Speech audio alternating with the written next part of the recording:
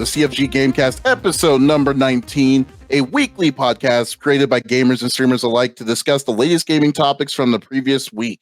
We stream a new episode on Saturdays and release a podcast services like on Apple and Google Podcasts, Stitcher Radio, and Podbean. So show us some love. Follow us on our Twitch channels to not miss an episode. You can always check out Flexus's awesome fighting games on Flexus. 2 underscores, not 1. The other first one may take you to porn. I'm just kidding. No, let's go with 2. Or you can go on Smitty2447 to check out some awesome Overwatch / variety streaming content. Or you can check out the awesome crew with Mr. CFG himself on CFG Games. We just play a lot of different kinds of fun stuff. I am Davis Green, and with me today are a group of fellow gamers. This week we have Flexus is back on with us today from her nice trip or / vacation. How are you doing? I'm doing great, feeling good. No more jet lag, which is really nice. So. Oh yeah. Oh God, how bad is jet lag for you? So I've heard that jet lag is harder for people going from West Coast to East Coast than East Coast to West Coast. And it's like a 2-hour time difference in Chicago. So it was actually pretty rough for me because like I'd have to go to bed earlier than I normally do just because it would be like so dark out and then wake up. It was really weird. I think on top of the fact that like you're in Chicago, but the day isn't long. Is it longer or is it shorter in when you go further north though? So like I have no idea. Yeah, so it's because it could be like 6:00 at night. It could be 6:00 and the sun's already set, as opposed to Arizona where it's like, hey, it's gonna set at like 8:30, right? And stuff. So yeah, so that's all. Yeah, it's funny, but but still, but that's cool though. That's awesome. Did you enjoy your trip? I really did. I was able to have a good time, and I had a couple of cool opportunities with the fighting game community to do commentary and play some sets and compete while I was there. So that was really neat. Oh, I saw some of your commentary. That was actually pretty cool. Yeah, it was really good. I didn't. The only day I competed was for Samurai Showdown. I didn't do very good, like I always expect, because I never practice. But the commentary was really fun. And I ran my first bracket. So shout out to Low Kick briefly for having me help out with that and letting me do commentary and bloat my ego by talking about fighting games. So. Oh, that's cool. That's awesome. It's also cool. I mean, it introduces you to more aspects of it. So that's always awesome. That's all you can ask for. So awesome, cool deal. And with me today, as always, I got the 5-star general of the itty bitty Smitty committee. I got Smitty in the third seat. How you doing, man? Doing well, my friend. Week 2 of the new job ended. It was fantastic. It's been great. I managed to stab myself in the finger last week, so that was ridiculous. Okay. I was trying to. So there was a zip tie around these XLR cables, and I was trying to. You know how tight they are. So I was trying to get the scissors in between, the XLR cable and the zip tie without messing up the cable or anything. And I'm sitting there trying to kind of force it, and it like slips out, and like I have I'm holding it like this, and I'm just like right here in the crease of your finger is where I got myself. So like, man. Of course I'm bleeding all over the place. I'm like, gosh damn, man. It's like, come on, man. Like, I'm just here. I was like, I'm not even 2 weeks deep and I'm over here stabbing myself. It's like, come on, buddy. Oh my gosh. Yeah. So that was crazy. But yeah, I really got in, starting to work on some of the bigger things that we're going to be releasing towards the end of September. I also, we had talked about over there, we're going to test for doing a gaming and esports podcast for them as well. I'll be working with another guy that's an editorial, so I'm excited about that. To have that opportunity. Yeah, that could be huge, especially on a local level. No one's really doing it, I don't think. I mean, I'm sure there are some people, but the company is a pretty big company as well, so they have a huge audience. So I think, that could, I think the opportunity is there, and it could be a good opportunity to expand some. So I'm excited. That's cool. Like That's once again, just awesome. taking, yeah, no kidding. Like take advantage of any opportunity that comes to you, man. That's really the cool thing about it. So, yeah, definitely keep it up, man. That's awesome.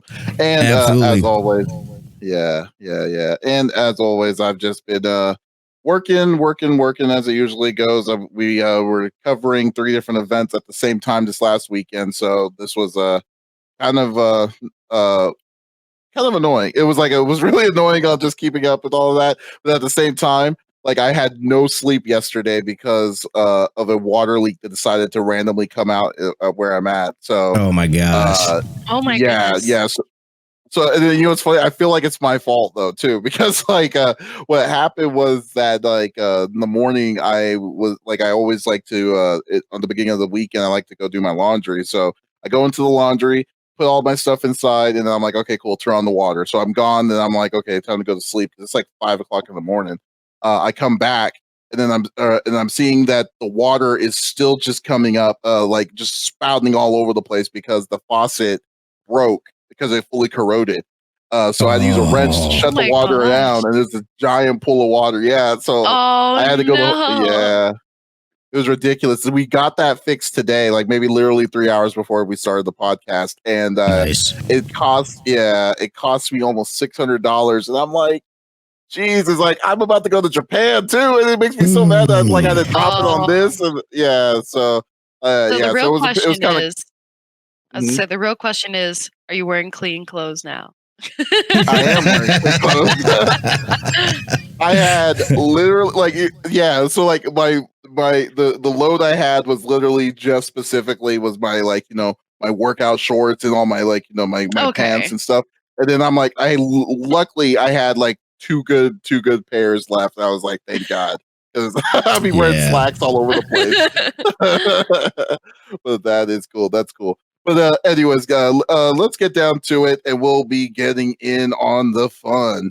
So, as always, we're each of us will choose a new topic of discussion within video games from the previous week. The topic would or could be about a specific game or something that happened in the gaming industry. And we also don't want to just talk about it ourselves. We also want you, the viewer, the viewer, to go check to be a part of it too. So, if you have anything interesting to say, or you have your own 2 cents about what we're talking about, chime it in inside the chat. Smitty here will definitely check it out, and if it's good, if it's really cool, we'll put it inside our podcast too, with good reps and stuff. So definitely, it's all good fun, and we definitely enjoy the company and opinions too. Okay, so let's get to it. I will start since I don't think I've started in a long time, so kind of getting a little bit, you know, kind of been forgetting a little bit. So let me kind of get back in the groove of it. So my so my thing was the announcement of Resident Evil. So you know it's funny, I have like a weird love-hate relationship of Resident Evil. Like when it first came out, I hated it. Like the first one was cool, but I did not like two. It didn't make any sense to Mhm. me. But then for some reason the remake kind of got my love back into the series again. No, I'll take it back. Resident Evil, the game that reintroduced the series back. Like I guess it was Resident Evil 7, came out about 3 years ago. Mhm. That got me back into liking the series again. And so when I started, so now when they announced recently that they are going to be adding there's a new project that Resident Evil is going to be doing that I was definitely hyped. They don't have the official name, but they're going to be revealing it at the Tokyo Game Show this year. So so in the article of Polygon that I'm referencing this, Capcom will reveal a new Resident Evil project called Project Resistance ahead of the Tokyo Game Show September 2019 on September 9th. So there's going to be a video on September 9th, and but they did release the teaser, like a teaser web page of it called Project Resistance, as Smitty, I'm assuming, is showing it on the screen right now. So in Project Resistance, you see the RE is redded out, but then the other stuff is around. So we know. So this is basically their subtle way of saying, yeah, this is going to be a Resident Evil game, but it's not probably going to be something that we haven't seen before. The trailer is going to be revealed at Capcom's YouTube page at 8 a.m. PST. That's going to be yeah, that's a good time. and the Tokyo Game Show attendees will be able to watch gameplay at the Capcom booth at set times during the show. So I am surprised that we have the opportunity to be at the show for this year, because I'm definitely going to be. I've reached out to Capcom asking if I can get a press access to it. So that's simply awesome. So definitely looking forward to that. But so I'm totally hyped about this. I love horror games, even though I'm not good at horror, but I love horror games. So this one is one's close to my heart. I just wanted to see what y'all's reactions are towards the upcoming Resident Evil game. Oh, I'm absolutely stoked for it. I'm a diehard Resident Evil fan. Particularly on the media side, I love the movies. I would do cosplay of Resident Evil back in my younger days, and I just love it. And I really fell in love with the remake, I should say, for the second game. And so I was so excited to know that they're making a brand new one, because now I'm really starting to get back into the gaming franchise for Resident Evil. So, and I trust Capcom. They always put out good content and things like that. And Resident Evil's a classic game, so I can only imagine it's going to be good. I'm really stoked for it. You like the movies? What movie did you like the best? That's hard to say. I think obviously the first one is going to hold a special place in my heart, because it is the first one, and it's it introduced the series really well. And mind you, like, obviously the movies don't really follow the franchise very well, but it was still really they're really enjoyable. Yeah, but the first kind of veering a little bit off course, but the first one was probably the best one when it came to the story. But to me, but then they kind of went a little bit on the silly side later on. But it was fun. It is true. It does put a special place in my heart too with the movies.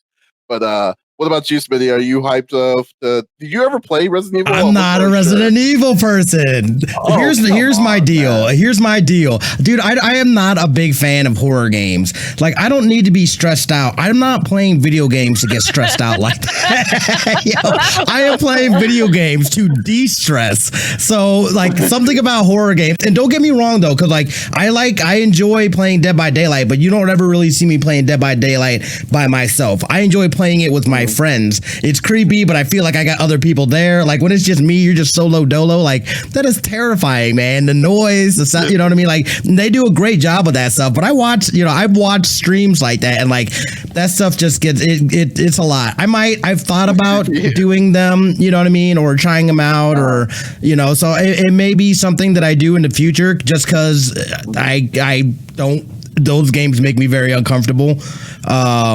But it could be fun to do that. But yeah, I'm not really. Again, I have played some of the Resident Evils. I don't think I've ever beaten a Resident Evil, but I've played some. I remember having one for the Wii. I don't even know what that one is. I don't know I'm not really familiar with the storyline or any of that stuff.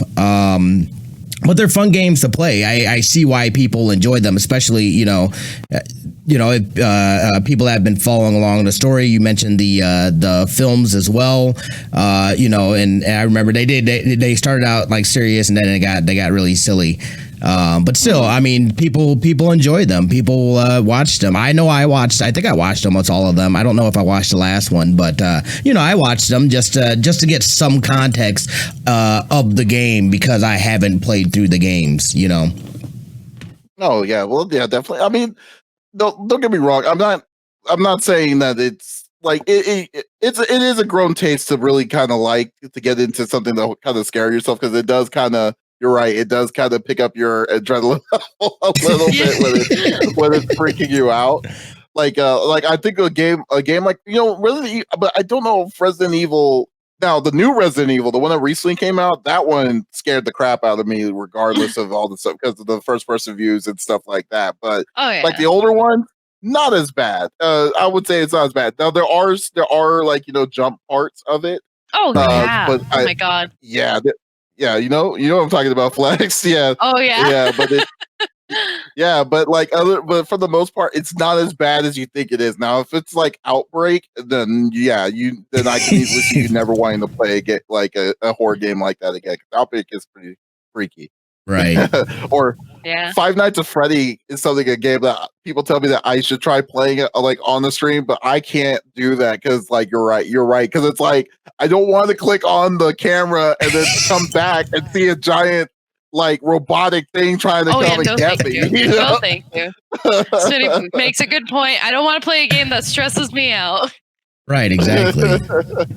It's all fun though, you know. It's, Yeah, I mean, yeah. they're fun. Yeah, I mean, but for some reason, I just like something about Resident Evil just pulls me back in. It does like I play like I think I'm safe to say I have played every Resident Evil, not and that's not including the regular games. That's also including Gun Survivor, the Gaiden, the ones that came out, the crappy ones that came out on Game Boy Color, the weird, like just the weird ones, even the online, the all online one that was terrible. I think it was Outbreak and Outbreak 2.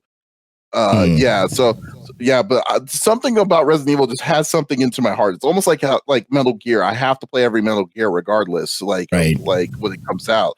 But this one, like for some reason, I'm so anticipating this. Like, I hope this game is gonna be as good as I think it's gonna be. You know? Yeah, and I think Capcom has been going in a pretty good direction as far as games go. Like I said, I really want to highlight the fact that the remake for Resident Evil 2 was so good. And so I have faith that Capcom will do it justice, but I guess we'll see. Capcom. The only thing that Capcom, the only thing that Capcom really just needs to do is to just put that kind of like, you know, ingenuity. Because I mean, Monster Hunter is killing it. I mean, this new Monster Hunter is going to be insanely awesome and stuff. Oh yeah. But the one thing that Capcom needs to just do is just show the same kind of love on fighting games. Just please, just like y'all were so money on like the early 2000s and the and like you were dominating in the 90s, but this all of a sudden it just dried out. Now you're on two different Marvel versus Capcom Infinite no one talks about because of like how bad of a tank that happened. And I mean, but mostly even Street Fighter 5, like I mean there's things that could definitely be improved on this. And I'm sure Flex, you definitely have probably something to say. I mean, I have a little bit of a list. I love the game, but yeah, exactly. So yeah, but we definitely just need to get stuff like that. But no, when it comes to Resident Evil, bring it on. Like, you know, and I feel that game can be more than whatever it is, because like I think the most recent Resident Evil has proved that, because the first person view of all of that that was a completely different style that they never did before, and it wasn't relying on you to use ammo like crazy like Chris Redfield and gang and stuff. So yeah, I am hoping that they go on that awesome like, you know, stream train a train of just awesome stuff. So so that is what's going to that was my 2 cents on it. So let's see. That was a good one. It'll be interesting. Yeah, it'll be interesting to see what they do. Yeah. Oh God, yeah, definitely. I don't know. I don't know why. I'm just so hyped about it. I haven't been so happy about. But again, I'm mostly known for RPGs. I like to play RPG story-driven games and stuff like that. And but this one is like the small exceptions that I definitely want to go check it out. You know. So it's gonna be a good time. Yeah. Smitty, you are on the hot seat. What is your topic?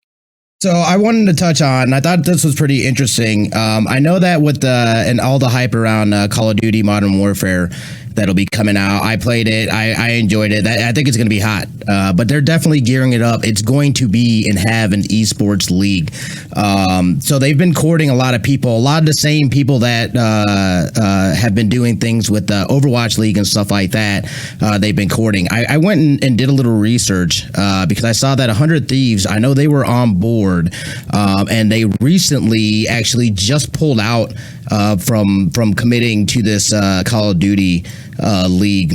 And the reasoning why, and it totally makes sense to me, is so Nade Shot, you know, feeling like it's a big risk. It's $25 million as the franchise fee. That is nuts. And I understand now. So the way I see it is that they are treating this, because the people that have bought in, even within Overwatch League and stuff like that, are the sports owners, these billionaires. So 25 mil, you're a billionaire. You know, that's not a lot. you know what I mean, to then be able to have a marketable esports team in your city where you can go out and sell those dollars. You're helping to build, and this is what I was talking about as far as this digital rise and esports really rising up and stuff like that. You've got these owners that see that potential. However, with this whole 100 Thieves, you're talking about now an organization that, again, they built that up from the ground up. So $25 million is a huge investment that you don't know if it's going to pay off, or not. So I can understand why, and I think you'll see that with these leagues. You're not going to really see these esports organizations be able to buy in on that larger scale, just because for them that's a huge investment, and that could be something that if it didn't work out, it would be absolutely crippling to their business and their organization. So I thought it was interesting. Go ahead.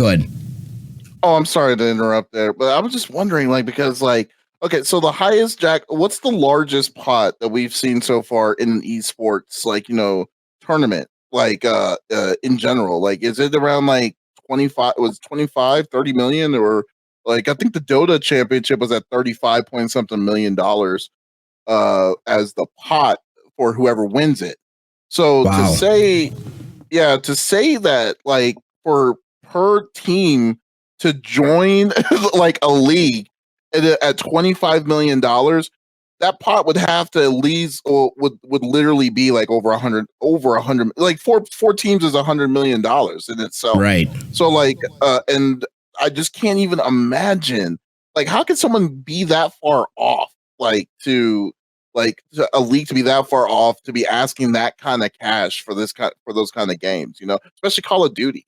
I mean, Call of Duty is big. Don't get me wrong. And remember when Call of Duty earlier on, when it started, with Modern Warfare, the leagues were starting to come up, big leagues like FaZe and stuff like that was coming up. There was no way to say that you would want to say that you're going to be risking $25 million if your team is going to win it all, or if it's not. I mean, that's insane. Right. Yeah. I think what's crazy too is with esports, don't get me wrong, esports is great and it's a growing franchise, but it's not nearly making enough money to justify that kind of buy-in. And I googled briefly real quick, and the top highest winning prize pool was only 20 million. And at the same time too, you have to look, only 20, that's still a big number. That's less than the franchise fees. Yeah. Yeah, and that's I don't recall what game that was for, because like I said, I just looked it up real briefly. Right. But I, as much as I love esports and as much as I'm happy to see it continuing to grow, I just don't think that the numbers are there. This isn't the Super Bowl like football, or something that's watched around the world. This is still hitting a very much a niche market. So the fact that they have this kind of buy-in, I think, is a little far fetched. I mean, yeah. It's but they have teams. They have buy-ins. The people, again, it's these billionaires that have this kind of money to do it. That's their target audience. That's the way I'm taking that. Their target audience is trying to get on the, again, these franchise owners that own teams in different professional sports are getting, they're getting these leagues. So people, it's definitely, it hurts to be the small guy in this situation, these self-made organizations, because that is a huge risk for them. Whereas these billionaires is oh yeah, let's, they're on the come up with these teams, so people are paying it, and then that doesn't force them to have to lower the rates. And again, I don't know if it depends on the game, which I'm guessing it probably does, and I'm sure they've got a bunch of smart people up there that are running all kinds of numbers and this and that. But still, man, 25 mil for just a self-made thing, that's not reasonable. No, I just think first off, because I kind of don't believe that whoever I think this was made out of pure greed, because to say first off, esports has been highest at its prime. I'm not saying it existed only for 5 years, but it's been coming up from the past 5 years. It's it's starting to get more popular, more prevalent within the past 5 years. Can you imagine if you start anything 5 years ago and you're saying that you're going to be your buy-ins for this is like as if it's a professional sport, like it's NFL level tier? It's like you can't. Look at Evo. Evo has been around since like beginning of like in the late 90s to now. And they're just now starting to get their comeuppance maybe the past 4 or 5 years to get into it, and still the pot size for the winner, like even for the biggest winner, is about maybe 35 to something $1,000. It's not even close to six figures. So like so I mean to say that like, and then now I mean, and then even a time how time and age is now with like, you know, so many different kinds of esports teams that now exist, like a crap load more than happens now. To say that that you're going to be to say that you're that good, like if I like if someone's going to say we're going to put down $25 million for entrance fees and then say that your team is good enough to win, is like, wow. I mean, like that's like Yeah, it's a that's huge like you're gamble. going all in. Yeah, yeah. Mhm. So like it doesn't even make it a business sense to even do that. Like I mean, I'm sorry to say, it just seems, I just think that that whoever set this up was in charge of to get like a short like short term and then straight up greed, because that's insane. Nothing's worth Right. $25 million to go, especially if you're going to go if you're going to call it, if you're going to be a part and hide it underneath the esport as an esports league. That's insane. Yeah. Oh god, I can't even And I believe. just want to read this quote from that article real quick. It says 8 of the 9 cities in the Call of Duty franchise league are also represented in the Overwatch League and backed by the same millionaires and billionaires. For those buyers, the $25 million expenditure is a way of doubling down on Activision Blizzard and trust in that company's CEO Bobby Kotick. Although the city-based model has commercial appeal in traditional sports, there's no data to suggest it works in esports yet. The Overwatch League and Call of Duty will be the faces of that experiment in 2020. So I mean they're straight up saying, like, you know, it's untested waters. So it's like, I mean, it legit is a, hey, throw in this money, this may not work, but if it does, you know what I mean, it's, you know, it's gambling. Yeah, Gambling with a bunch of money. It really is. Wait, so are they saying, like, do they kind of just say, just we're gonna throw it out there? Here's 25. We'll put the thing at $25 million, and if it bites, it bites. If it doesn't, then oh well, we'll move on with something else. Is that what they're essentially saying? I mean, I guess, but at the same time, too, you already have now proof of performance a little bit with Overwatch League. So the COD one is not just a straight blank slate. You know what I mean? They at least have some sort of template now that they can work off of, and they can model it off of that. Whether it's successful or not, I don't know. I think that's going to be up to how good the Call of Duty is going to be. Yeah, I mean, we're Man, looking at about 100 million people roughly who play Call of Duty since Call of Duty 4.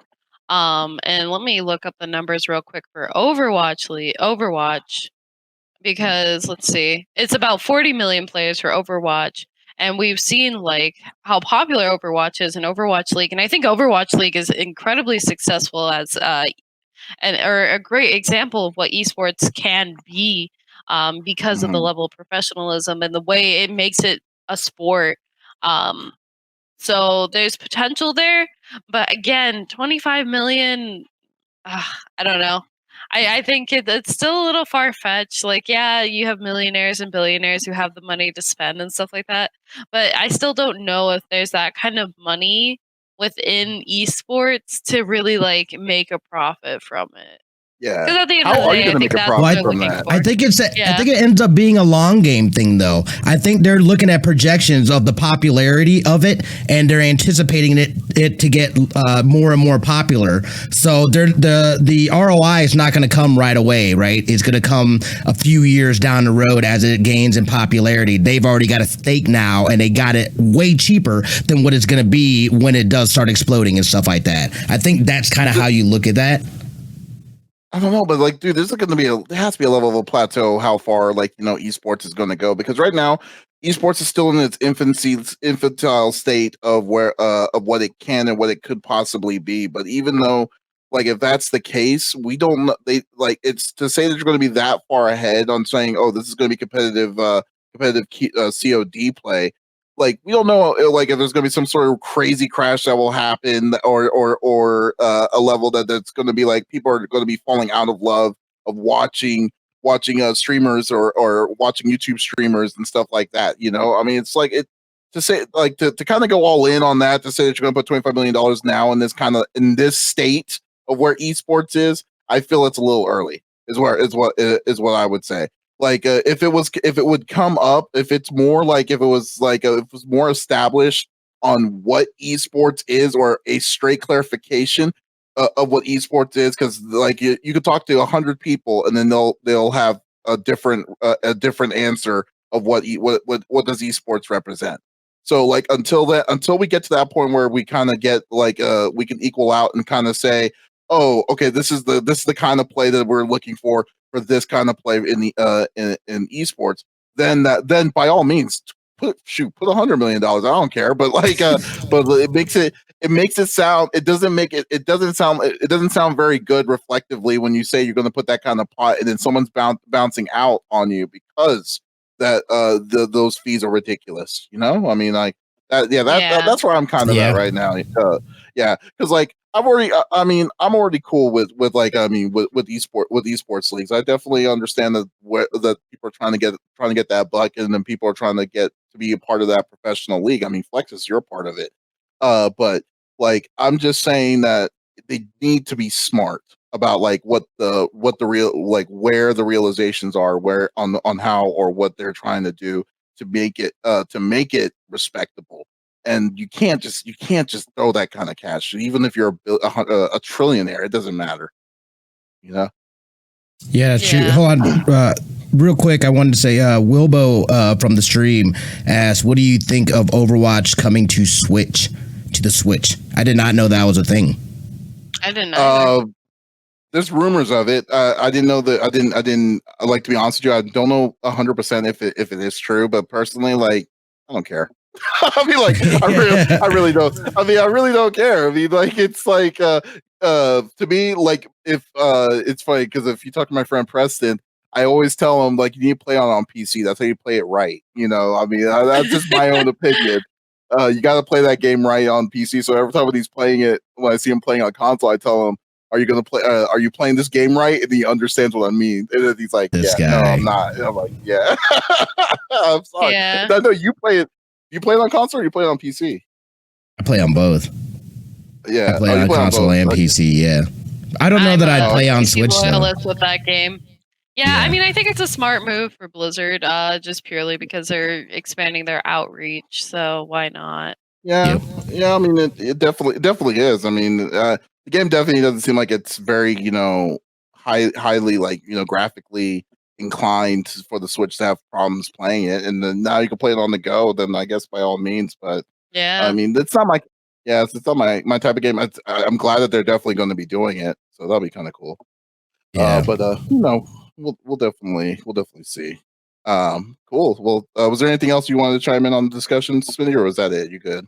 No, that was I just thought that was kind of interesting, and just to see those numbers, I was like, man, that is pricey. That is a pricey investment with no guarantee of return. That's Yeah.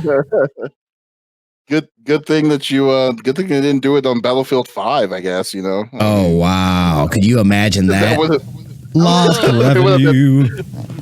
They would have been like, yeah, and that is my point. That's exactly my point about like, I think it's too early to kind of be throwing in that kind of cash for it, because we don't know, man. I mean, you don't know if this game is going to be the end all be all with like and stuff. You just gotta kind of have to find the wave of how the community is going to attune to your game first before you're going to say, hey, it's going to be an esports league. Even though Call of Duty has been around for like 10 years, or the Call of Duty esports league has been around for a long period of time, it doesn't necessarily mean that every Call of Duty was a successful one for the esports, So, so there we go. All right, Flexus, you are now on the hot seat. What is your topic? All right, so I'm talking about we're gonna take it back to horror games. I'm talking about Man of Medan. Yeah, Medan. There we go. Man of Medan. Recently, a new game was released for major platforms, including PlayStation 4, Xbox One, and PC, called Man of Medan. This game is an interactive drama, survival, horror, role-playing game developed by Bandai Namco and Supermassive Games. It's the first in an anthology called The Dark Pictures, a series of games centered around multiplayer horror gameplay. In this specific story, you and your team start off on a dive boat in the South Pacific. You are all on a hunt for a World War II wreck, but as the storm approaches, your party becomes trapped on a ghost ship as you all desperately search to find a way to escape the ship and its horrific history. Now, the game has great reviews on multiple platforms. It is now currently released for $30, I believe, on all platforms. It seems Whoa, that the key $30? yeah, it's a little. Like that. I'm hoping it's going to be pretty lengthy for 30, considering it's one part of the anthology. But yeah, it's only $30, which is kind of nice. I think the key focus of this game is that the narrative includes extensive choice making, where no playable character is safe. Each playable character can live or die based off your choices, and it's really heavily focused on choice making. Now, the really cool thing about it is it adds a multiplayer aspect to the game. For couch multiplayer, it is, I think, up to 4 players, where if it's online co op, it is only 2. But what Oh, I'm wow. really Okay. interested in, obviously, I'm interested to see the game, but I think we're starting to see this rise of multiplayer horror games that we haven't really seen before. Um, I can't speak a ton and or really recall a lot of games back in the day that were, true horror games that were multiplayer. I think there's a sentiment to horror games that playing it by yourself makes the environment a lot scarier. So when you add it was kind of interesting because Smitty mentions, he plays Dead by Daylight with his friends. He never plays it by himself. I think that accentuates the point that the games aren't as scary when you're with friends and things like that. So for this game to really say that, hey, it's going to be spooky and it's encouraging gameplay with other people, I'm really intrigued to see if it's gonna hold up to what it's saying. Oh, yeah, that's true. Wait, so I guess you said this is part of a series here. Now is this a full game, or is this, like, let's say, chapter, like, episodic that So leads into it? Do you know? from my understanding, I want to say it's a full game. It is part of an anthology. I Mm, want to say there's going to be 4 games in total released for the anthology. I could be wrong, so mm. don't quote me on that. But I want to say it is going to be a full game, full story, things like that. So I'm hoping there's going to be a lot of good content for it. $30 is nice because for a brand new game, obviously it's not breaking the bank too much. But yeah, Mhm. I guess we'll see for sure. I'm planning on getting it and playing it sometime this week. So you guys will get to see a little snippet of that on my channel later on. $30. That's a Okay, great that's price. Yeah. yeah, I think that's definitely cool. Yeah, maybe possible couch co-op extra life stream if we all if we all do it. Yeah, that'd Yeah. be awesome. Yeah, that would be great. That would be pretty nice. Yeah, I was just thinking, like you were saying, there's not a lot of multiplayer horror kind of games like that. Besides, maybe the thrillers here and there. The one that kind of Yeah. reminds me of the closest to it. It's I wouldn't call it. I guess I wouldn't really call it horror, but more like multiplayer kind of creepy kind of stuff was a game that came out on PS4, I believe, like 3 years ago, called Hidden Agenda. That would let you use your cell phone for, and that was actually pretty fun. You could play up to 8 players with it, with the phone, with the phone game. And I think the concept, but I kind of digress. But I think the concept of this, with a multiplayer kind of game that gives you that kind of freedom for the characters that you play, for them to live or die, and it won't tell you if you're doing it the right way or the or the wrong way. I think Yeah. that sounds amazing to me. Yep. So Oh yeah. Yep. yeah, I think yeah. So like I said, the really interesting thing too is the fact that they're so adamant that this is going to be a really scary experience for all players playing it together.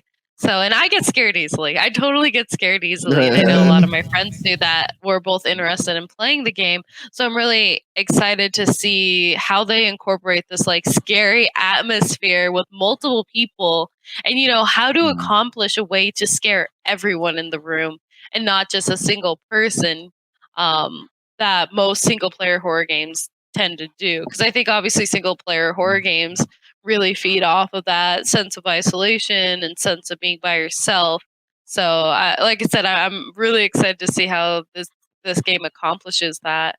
But kind of turning towards again, we're seeing a rise in co-op play in horror games. I think that's really cool to see that. Um, Smitty, you mentioned you play Dead by Daylight. How do you feel about multiplayer in horror games? I enjoy the multiplayer. That's the only reason I can play them. Again, I am a chicken, and horror games just are not my thing, especially by myself.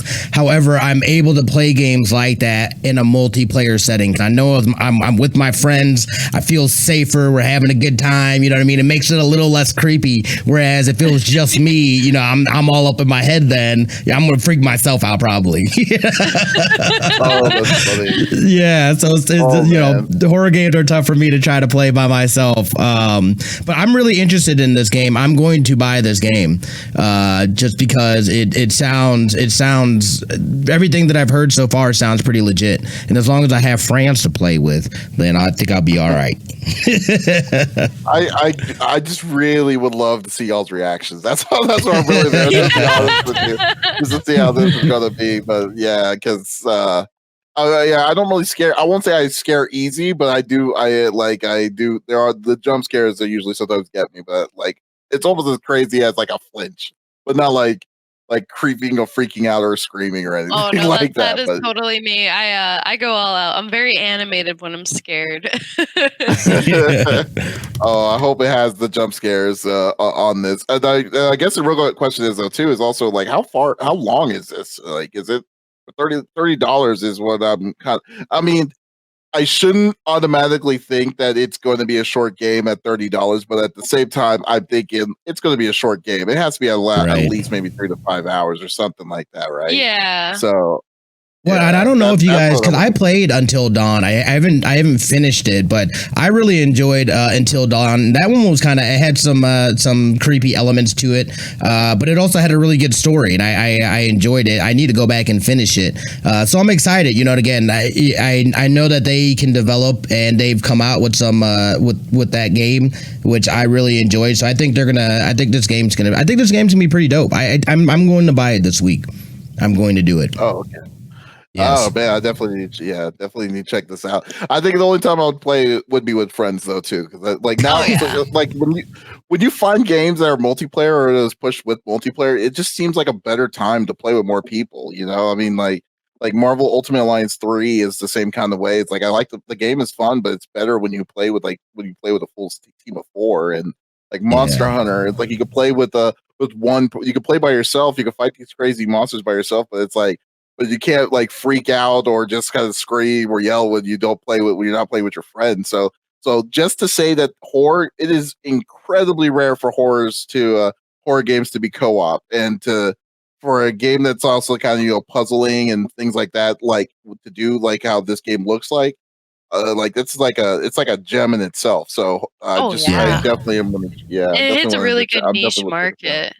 So I think I'm hoping the game plays well, and I hope it does well too. So heck, it's a new market, really. I mean, like, can you name me another like multiplayer horror game? I don't. Like, particularly an RPG. Type that in. Right. Yeah. Let me see.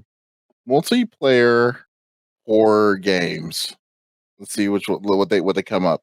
And I don't really consider Dead by Daylight or Jason Friday the 13th to be horror game. The recent ones to be horror games, because they're not really, horror. They're not really horror. It's more like it's like an arena kind of thing. So I mean, like they have horror aspects to it. It's very much like a thriller kind of game. But like after a while, it loses that novelty and it loses that suspenseful feeling, and it just becomes a game of hide and seek. And fix the generator. So, Right. Fix like the I said, generator. yeah, it's Fix the generator and so we can it's leave when not the exits. right. It's not an RPG by any means. So, and again, Yeah. this is kind of a potentially untapped gold mine for gaming. Is the idea of horror RPGs being multiplayer, and if you really accomplish a story that really, I guess, what's the word? It really makes you like kind of fall into the story itself and you come like Mm. very involved with it. You know, it's there's a lot of success I can see there, especially with Halloween coming up. So Yeah, Oh exactly. yeah, big time, Exactly. big time. What's it called? I just saw what I just didn't even think about this, but Resident Evil 5 technically is a multiplayer horror game. yeah. So yeah, I didn't even think about that. But yeah, so yeah, so we'll see. Like, I mean, we'll definitely see how this goes. I mean, I would like. Well, I'll probably have to go by y'all's thing I'm because gonna y'all are gonna play be it. getting it Yeah. here first. But for the most part, I think this is cool for Namco Bandai to do, and it just seems kind of like out of the blue for some of this. Then I couldn't help but noticing in some of the video that they got some pretty good stars like T1, the guy who played T1000 in Terminator 2, and Yeah. Robert Patrick. yeah. Yeah, Robert Patrick. Yeah. He was at one of the videos. I was like, "What is that, Robert Patrick?" And it's like, "Yep, it was." Yeah. Yeah, and then And what's like his I name? said, some oh, I was gonna say some reviews have already come out for the game, and it's been pretty well received. So, like, I Hmm. haven't seen it like either 5 star out of 5 or like 8 or 9 stars out of 10. So, it's Mm. definitely it's there's potential there, and like Oh yeah, big graphically time. too, it looks decent. Like, Yeah. it's not the best looking game in the world, but it still looks Mhm. like good. Yeah, Oh I yeah, so agree. I mean, yeah, you can't really fault him on that one if it's good and I guess good enough, I suppose, and then they focus a lot Yeah. more on the story. So that's pretty cool. I'm definitely looking forward to trying that one out. But that one has to be on the unfortunately for me, it has to be on the good old bench saying I will play this one eventually, but we'll see. Yeah. There's just so many games. Like just even in this week alone, I mean, they have what's it called? Uh